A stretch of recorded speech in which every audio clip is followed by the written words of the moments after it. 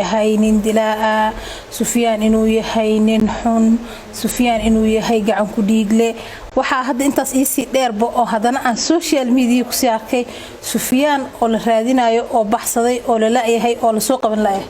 السلام عليكم ورحمة الله وبركاته ولا لها قالقة ولاشين حمد علي محمد هل كان نغلص عطان وحمد حالي جنال سود وهذا مالي وناكسن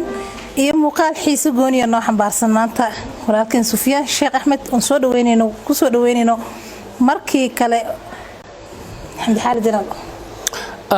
أعوذ بالله من الشيطان الرجيم بسم الله الرحمن الرحيم اللهم صل على محمد وعلى آله وأصحابه ومن تبعهم بإحسان إلى يوم الدين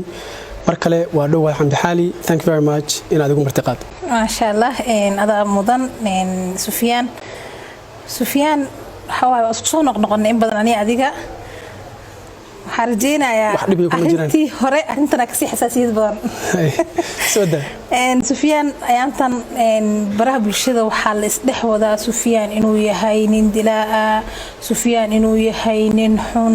Sufyaan inuu yahay gacan ku dhiigle waxa hadda intaas ii dheerba oo hadana aan social media ku sii arkay Sufyaan oo la raadinayo oo baxsaday oo la laayahay oo la soo qaban laayay maxaa ka dhiileed well runtii hadda social media dadka Soomaaliyeed waa yaqaanaan waa meel loogu talagalay in ay dad lacag ka raadiyaan marka adigu intaas kaliya aragtan waxaan rabaa ninkii waa la dilay waa afartii xaas u furay horta aqraada muu yak fadhiya hadeertan wallahi lama yaqaan laakiin muhiimku wuxuu yahay social media waa meel lagu shaqeysto lacag laga sameeyo waxaan noqdo marka wax biilkii laga soo saaro marka dhib ma laha arintaas taasan been ahayn marka aad ku wadatid laakiin aan ka dhaxgala waxay tahay anigaygaas maanta anoona siyaasadda ku jirin isbuuc dhan waxa la wareejinay Xamdi Xaali way dhimatay sawir ani aan leeyahay oo geeri la soo saaray oo anigii markaan qoraal soo qoran waa caafimaad qaba waa noolahay li soo qaata dana qoraalkaygii waa been anaga soo aasnay qabri iyo sawirkaygii la is agdhiga la dhahay qabrigeedii kor joognaa way dhimatay hada soo aasnay marka Soomaali waa iska naqaana xaaladaheeda inta badan sidoo kale Sufyaan markaan taa halka kaga soo gudbo arrimahan social media la dhex wado oo inaad tahay qofka aan gudhiigla oo marqaatiyaal ay soo baxeen oo ku dhawaad 3 qof oo marqaati aan ku aragnay oo kugu marqaati furayaan inay leeyihiin Sufyaan waa gacan gudhiigle lagana yaabo kuwa kala hor leenay soo baxaan taas maxaa ugu jawaab leed well waxaan jeclahay horta markuu horseyn aadan marqaati dhihin marqaati lama yiraahdo marqaati kulay aniga hadeertan ma ku dhahayo Sufyaan waa gacan maya waxaan ka wadaa dadka soo baxay marqaati ma aha sax marqaati waxa la yiraahdaa qofku marka uu arko wixii dhacay oo dhigi karo waxa dhacay ana arkay waa huba kuna dhaara karo ilaa hadda ma hayno qof saas yiraahdo marka marqaati lama dhigi karo okay laakiin sida ayaga sheegteen marqaatiyaal anagu waxaana dad islaama diin aan leenahay caalamka sharciga ka jira xataa islaamka markii wadamada kale la tago waxa qofku waa in la helo qof marka lagu eedeynay intaas waa in la helo hubkii uu wax ku dilay waa in la helo DNA labadaas la isla keeno qofku waa lagu eedeyn karaa waxa kale lagu eedeyn karaa in la helo credible witness qof marqaati ah oo taagnaa oo yiraahdo ana ogaa waxaan markii la sameeyay waa u jeeday xaadiraan ahaa isla markaasna la shuruud kale oo la marsiyo oo qofkaas dib kale macnaha waxyaabo kale la marsiyo waana mid ugu runtii daciifsan weey marqaatiyaalkoo dhan macnaha qof inuu yiraahdo waa ark wax laga yaabo qofkan in lacag la soo siiyay sida hadda socotaba dadkan waa dad lacag la soo siiyay weey waa dad lagu shaqeysanayo waa dad hay'adaha shay ku shaqeysanayaan Soomaalidu waa ka dharagsan tahay marka wali wax marqaatiya lama hayo Sufyaan waxa jirto inaad tiri 91kii ayaan ku shaqeyn jiray xafiiska ra'iisul wasaaraha waxa kale oo jira inaad tiri 91kii ayaan joogay jilib waxaan jiray 16 sano waxaan jiray 17 sano sidee isku kala qabadsiin kartaa well 91kii siyaad bare markuu wadanka ka baxay muqdisho asoo ka maqanaanay daan micnaheedu waxa uu yahay siyaad bare wuxuu Soomaaliya ka wuxuu muqdisho ka baxay 1991 aniga markaas uu siyaad bare ka baxay wadanka waxaan joogaa jiliban ku sugnaa marqaatiyaal leedahay waxaan ahaa macallin school waxaan macallinka ahaa dugsiga hoose dhexe ee Sheekh Nuur waxaan dhigi jiray maadada Carabiga iyo diinka micnaheedu taas waxa uu yahay in aan qof mutacallima qof wax soo bartay qof wadankii ama dawladdii markaa jirtay ay ku aamintay in uu tababaro wax baro ubixii wadanka u soo baxay maanta hadda magaalada Nairobi aan joogno saakay waxaan la kulmay laba kamid ah ardaydeedii waqtigaas joogtay taas waa mid macalinka barigaad ka ahayd jilib waxaa jira magac aan ku arkay social mediaha oon taakeeya ahayn Sufyaan Sheekh Axmedna ahayn oo ahaa macalin Michael miya Ustaad Michael maxaa noo sharaxaad naga siin kartaa sidee ku magacaas sidoo ku imaado kuugu baxay well meeshaas runtii jilib waxay ahayd meelaha ugu xadaarada horeysa Soomaaliya waqtiga ayada waxaa deganaa dad aad u nabad badan dad macnaha ka xadaarad horeeya macnaha sidaan anigu qiyaasayo Soomaalida intooda kaleeto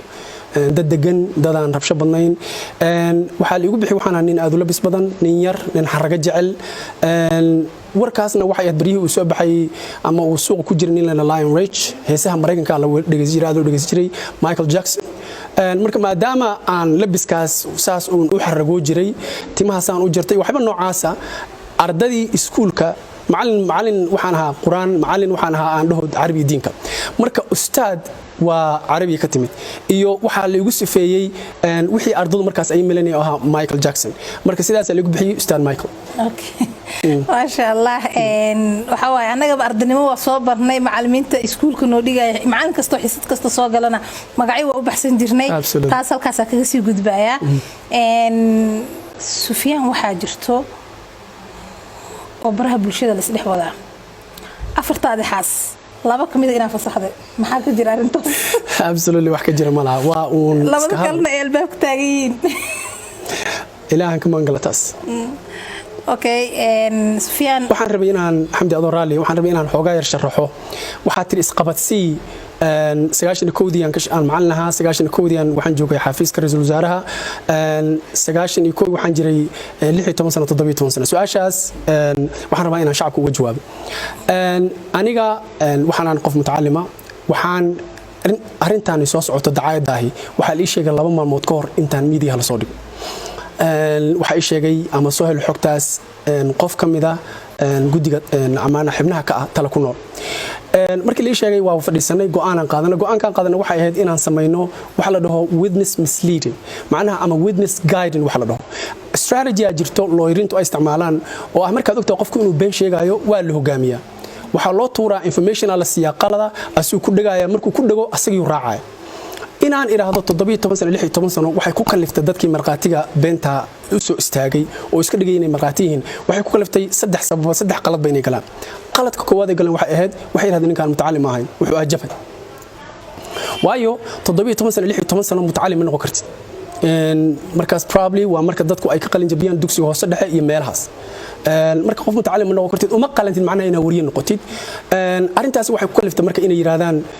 mar inay yiraahdaan wuxuu la socday ciidamadii General Aidid marna inay yiraahdaan wuxuu ahaa staafkii gacma dheer wadatid aan ka dhex galo inaan la socotay ciidamadii General Maxamed Faarax Aidid iyo inaad la socotay gacma dheer maxaa adiga macnaha ku beenin kartaa ama ku rumayn kartaa horta markuu warayso waxa macnaha labadoodu isma raacaan inaan staff gacma dheer u ahaa iyo inaan General Aidid la socday laba wax xataa isku meel gala ma ahayn dadka taariikhda ama 19 meesha joogay waa laba shay is qaban waay